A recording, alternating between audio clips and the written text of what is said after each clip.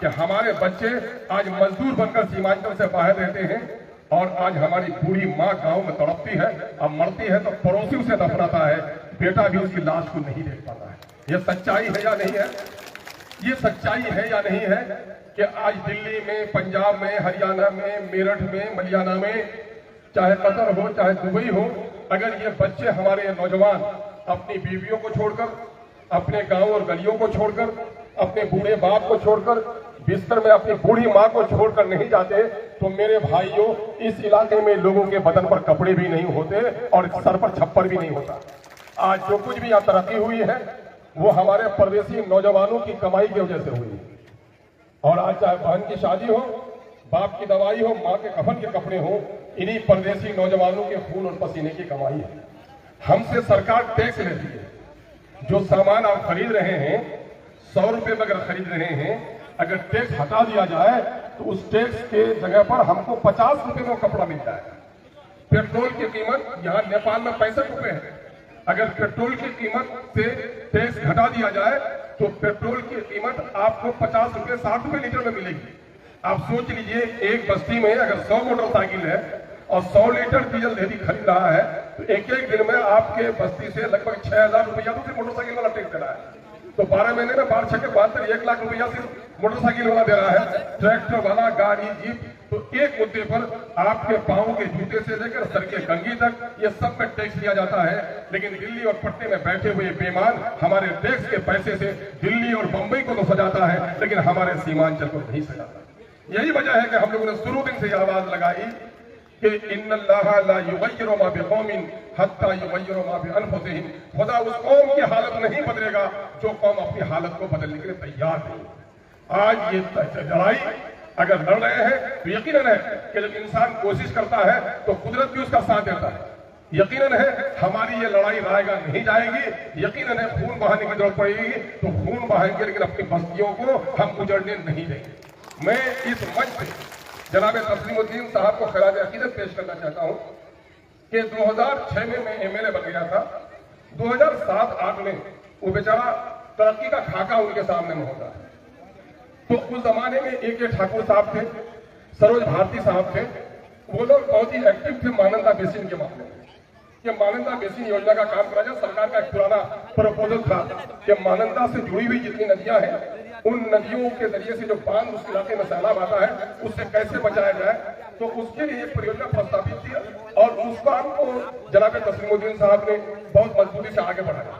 लेकिन बिहार सरकार को प्रस्ताव भेजना था, बिहार सरकार जल्दी प्रस्ताव नहीं भेज रही थी। मैं उस वक्त राजद में एमएलए था और मैंने यहाँ लड़ झगड़ कर तहसील साहब का सुबह शाम फोन आए और मैं जो जल संसाधन मंत्री हैं रामासरे बाबू उस वक्त मंत्री थे और कई मेरा झगड़ा उनसे हो गया कि साहब हम आपसे कुछ नहीं मांगते हैं, सिर्फ आपसे ये कहते हैं कि प्रस्ताव दिल्ली भेज दीजिए, तो आप हमारा प्रस्ताव भेजने के लिए भी तैयार नहीं है।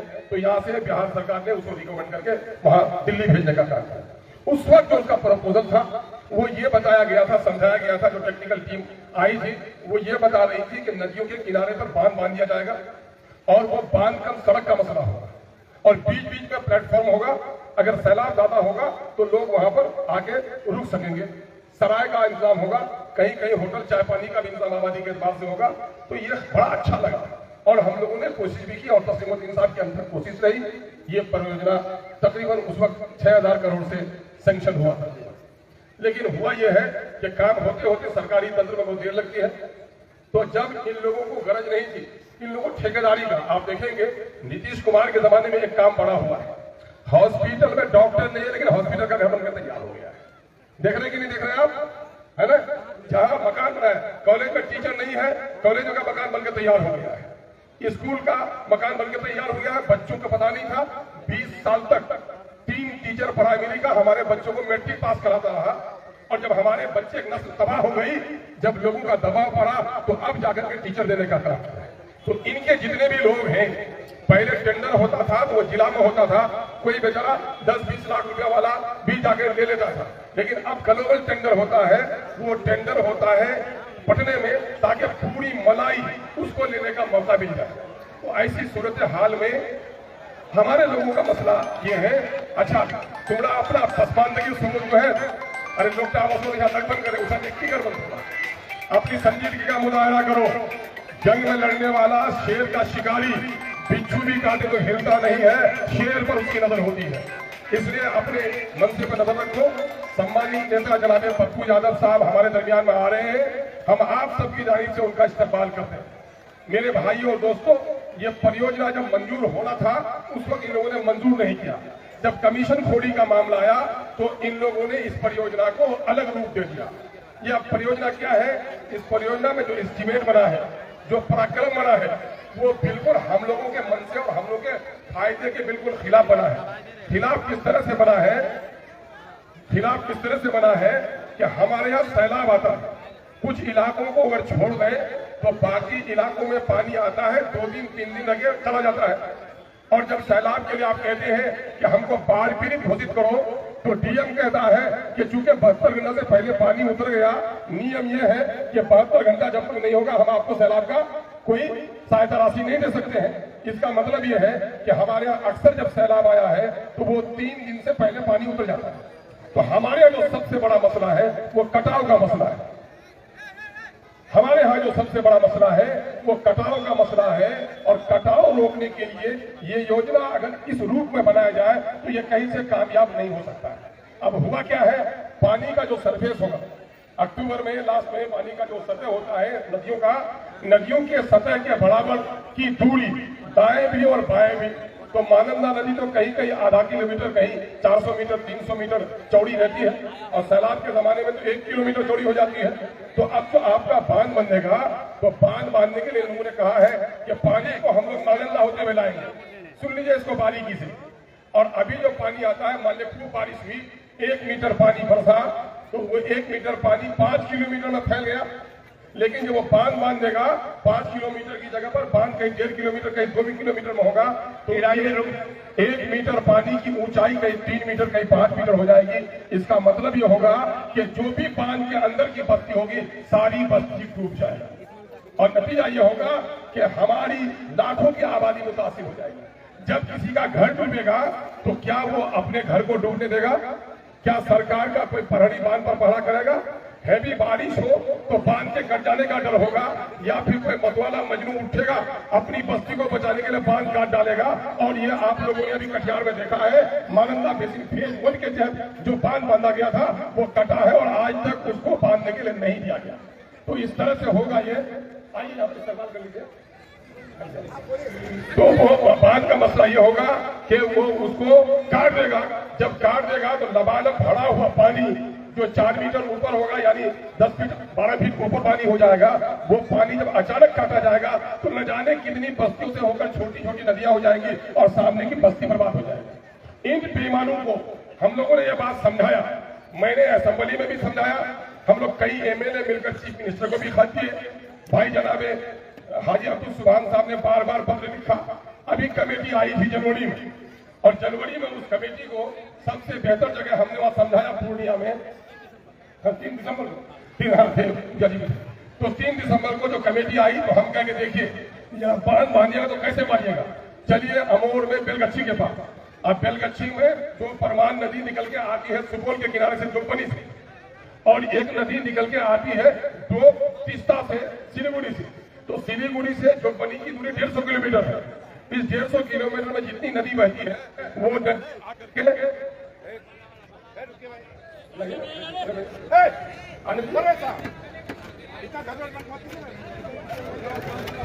150 किलोमीटर के दायरे में जो पानी बहता है, जो नदियां बहती हैं, वो आपको सुनकर हैरत होगी कि आपका बेलगच्छी हफनिया आप देखें खाड़ी में, तो आप देख लीजिए कि खाड़ी हफनिया के बगल में मानंदा नदी सिरसी के पास, अब वहां से 5 किलोमीटर पर खाड़ी और वहां से 5 किलोमीटर पर आपका बेलगच्छी। तो जो नदी बहकर आती है 150 किलोमीटर से, पूरा नेपाल का पानी, और छोटी नदियां, फिर उसमें मानंदा मिल गई, फिर उसमें कनकई मिल गई, फिर उसमें तिस्ता मिल गई, ये सारी नदियां, बगड़ा मिल गई, ये सारी नदियां मिल करके आ जाती है आपके पास, वहां ताराबाड़ी के पास मिल जाती है। और नतीजा ये होगा कि अगर बांध बांधा जाए तो हमारी सिरसी बस्ती भी, हफनिया भी मुखिया सब आए नहीं आए, अगर नहीं आए तो उनका घर कर जाना चाहिए, इसलिए कि उनका घर भी बांध के अंदर आता है। मामला यह है कि ये सारी बस्तियां हमारे बांध के अंदर आ जाएंगी। और जब बांध के अंदर आ जाएंगी तो हमको सैलाब से बचाने के लिए अपनी बस्ती के लिए दरखास्त किए थे, जब बस्ती के लिए डूब के मर जाएंगे तो बांध लेके क्या खा करेंगे हम?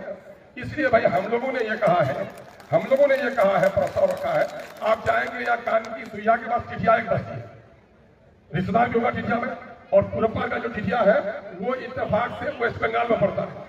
और हम लोगों ने डिपार्टमेंट के लोगों को दिखाया भी कि वेस्ट बंगाल गवर्नमेंट ने वहां पर बोल्डर पिच कर दिया, तो बोल्डर पिच कर दिया तो हमारा आगे दौला भी करता है, और इधर पीछे भी हमारी बस्ती जो है पिछड़ा ये भी कट जाती है। लेकिन टिटिया गांव आज तक नहीं कटा।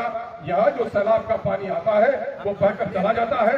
सैलाब हमारे लिए मसला नहीं है, कटाव हमारे लिए मसला है। इसलिए हमारा प्रस्ताव ये है कि हम इस योजना का विरोध नहीं कर रहे हैं, बल्कि इस योजना के पैसे को बांध बस्ती के अंदर बाहर नहीं, बल्कि बांध जो बांधा जाए नदी के किनारे पर बोल्डर भी किया जाए, उसी का समर्थन हम सब लोग करते हैं कि नहीं करते हैं? बांध बस्ती के बाहर बनने नहीं देंगे। क्या बनने दीजिएगा? बांध के अंदर बस्ती हो ऐसा होने नहीं देंगे। और नदी के किनारे पत्थर से बोल्डर पिच किया जाए, उसका समर्थन करते हैं।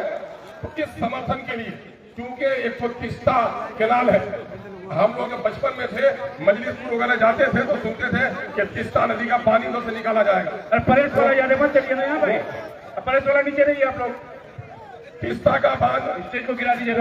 वो केनाल जो बना है भाई साहब, बचपन से हम लोग देख रहे हैं 50 साल से लगभग कि वो हर साल बांधना कुछ का वो खाओ पका अभियान है।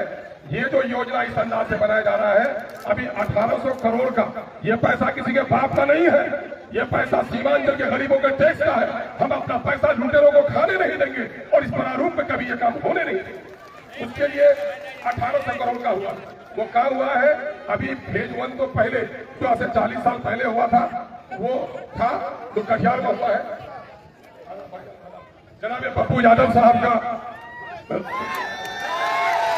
मैं दिल की गहराइयों से उनका इस्तेमाल करता हूं पूरे सभा की ओर से, और हाजी अब्दुल सिवान साहब गुलदस्ता पेश करके इस संघर्ष का मजबूत आदमी अगर कोई हमारा होगा, दिल्ली में हमारी बात सुनाएगा, यकीन है कि पप्पू यादव से ज्यादा मजबूत से कोई नहीं बना सकता।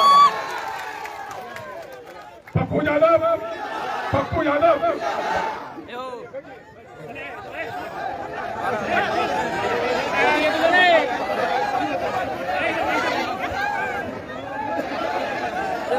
भाइयों, ऐसी सूरत हाल में सारी बातें आपके समझ में आ गई। मुझसे पहले के वक्ताओं ने भी तफसील से सब बात की है। हम लोगों का मसला ये है कि हम लोग जज्बाती कौम हैं, हम लोग जोश में आ जाते हैं, होश नहीं रखते। जलसे में हमारी भीड़ होती है, मस्जिद हमारी खाली होती है। मुशायरा सुनने के लिए रात भर खड़े होते हैं और सवेरे वीडियो के यहाँ एक दरखास्त उर्दू में लिख के देने के लिए तैयार नहीं। हमारा हाल जो ये है कि हम जोश में अभी आ गए हैं, लेकिन इस जोश में आने से नहीं होगा। सिर्फ एक हाजी साहब, एक पप्पू यादव या अख्तरुल ईमान ये कुछ नहीं कर सकता जब तक कि आपका समर्थन नहीं हो। नेता उस वक्त नेता बनता है जब जनता उसके पीछे हो। तो आप लोगों ने आज भी ये भीड़ सबसे बहुत शानदार भीड़ है, और मुझको इस बात पर खुशी हो रही है कि सीमांचल में मेरे जलसे में तो बेटियां आती थी, मैयत में तो बेटियां जाती थी, लेकिन राजनीतिक प्रोग्राम में बेटियां नहीं आती थी। अब तो मैं कहता हूँ ये नारी नहीं चिंगारी है, इससे जो उलझेगा वो खाकस्तर हो जाएगा। हमारी बेटियां चूड़ी तोड़ेंगी, तलवार बनाएंगी, और हम अपना सर पर कफन रखेंगे और ये तय कर लेंगे कि ये लोकतंत्र है, ये राजतंत्र नहीं है कि राजा जो चाहेगा वो हो जाएगा, किसी के बाप की रकम नहीं है। लोकतंत्र में जनशक्ति, जनता की शक्ति सबसे बड़ी शक्ति है। अगर हम चाहते हैं कि हमारे बस्ती घरों में सैलाब, खेतों में सैलाब आए से परवाह नहीं है, हमारी बस्तियां नहीं कटे, तो सरकार को हमारे इस प्रस्ताव को मंजूर करना चाहिए। अभी यही नहीं, सत्ता के कुछ दलालों ने एक और मुंगेरी लाल का सपना आपको दिखाया है, और वो क्या दिखाया है? कोसी मेची लिंक। अभी आप लोग सब लोग नहीं सुने हैं, मोबाइल पर तो गाना सुनना है, कव्वाली सुननी है, नाच देखना है, खबर को तो जानना है नहीं हम लोगों को, बेखबर रहना है। बेखबर तो कौम कब्रिस्तानी कौम होती है, जिंदा कौम बाखबर होती है। हाथ उठाओ तो नौजवानों के कितने लोगों को मालूम है कि तिस्ता मेची लिंक क्या है? बताओ तो मैं पूछूंगा, उठाओ तो हाथ। अरे हाथी फिर साहब मैं पूछूं फिर कि किसे तिस्ता मेची लिंक की इसको हाथी नहीं हो, उठो हाथ ना, नहीं उठो हाथ। आप 12 जमा है 3 बजे तक 12 बजे से तैयार है मुझसे, तो ये कौम जो बेखबर कौम होगी। अभी हमारे यहाँ क्या हो रहा है कि अभी कोसी का पानी उधर ही जा रहा है। एक कोसी मेची लिंक बनाया गया है और उसका क्या हुआ है कि 15,000 हेक्टेयर में खेती में इजाफा होगा। अरे क्या होगा, मामला यह है कि 1500 का 60 मतलब लगभग 60,000 एकड़, और उसमें क्या होगा कि सैलाब के दिन में जब कोसी में पानी ज्यादा हो जाएगा तो मेची में पानी छोड़ा जाएगा, सुखाड़ के दिन में हमारे यहाँ पानी छोड़ा नहीं जाएगा। उधर कहता है कोसी के लोगों को कि सैलाब से बचाने के लिए ओवर फ्लड से हम ये पानी तिस्ता में भेजेंगे, मैंने मुसीबत भेजने के वो लोग ताली बजा रहा है, और हमारा लोग सोचता है कि हमारे खेत में पानी आ जाएगा, ये भी ताली बजाता है। दोनों को बेवकूफ बना रही है सरकार, इसलिए कि उसका तो सैलाब का पानी कुछ चल जाएगा बहुत कम मात्रा में, लेकिन इस इलाके के लोगों को अब तक जो उनका प्रपोजल है उससे कोई फायदा होने वाला नहीं है। अभी देखिए एक प्रोग्राम हुआ है, अभी लेदर पार्क एक प्रोग्राम आया है चमड़े के लिए। नीतीश कुमार जी रेड कारपेट बिछा करके बाहर के लोगों को कहते हैं कि हमारे यहाँ लेके आओ योजना, उसमें चमड़ा हमारे यहाँ मिलता है, तो हमारे यहाँ पांजीपाड़ा के करीब चमड़े की धुलाई होगी, लेकिन उसका मैन्युफैक्चरिंग जो होगा, उसका जैकेट बनेगा, बैग बनेगा, जूता बनेगा, वो कहाँ बनेगा, वो यहाँ नहीं बनेगा, वो मुजफ्फरपुर में बनेगा। मैंने हम कहा है बोझ ढोने के लिए हम है और मलाई खाने के लिए पटना में बैठे हुए लोग हैं। इन बेईमानों के इस बात को समझना होगा। इसलिए मेरे भाइयों, हम बड़ी जिम्मेदारी से कहते हैं कि ये बंदा जो खड़ा है आपके सामने में, वजारत की कुर्सियां भी इनके कदम में आई, लेकिन कदम डगमगा नहीं सके। शुरू इनसे एक लड़ाई लड़ रहा हूं कि सीमांचल की बेबसी और लाचारी और महरूमी और नाइंसाफी के खिलाफ आवाम को सड़क पर आना होगा। और आज इस सभा को देखकर मुझे बड़ी खुशी हो रही है। पप्पू यादव साहब भी यहाँ पर है, जिला के चेयरमैन भी है, सारे एमएलए हैं। इससे बड़ा साथी और आपका कौन होगा। हम लोगों ने सपना देखा था, हम लोगों ने जब MIM में सब साथी थे तो हम लोगों ने कहा था कि देखो सरकार हमारा काम नहीं कर रही है।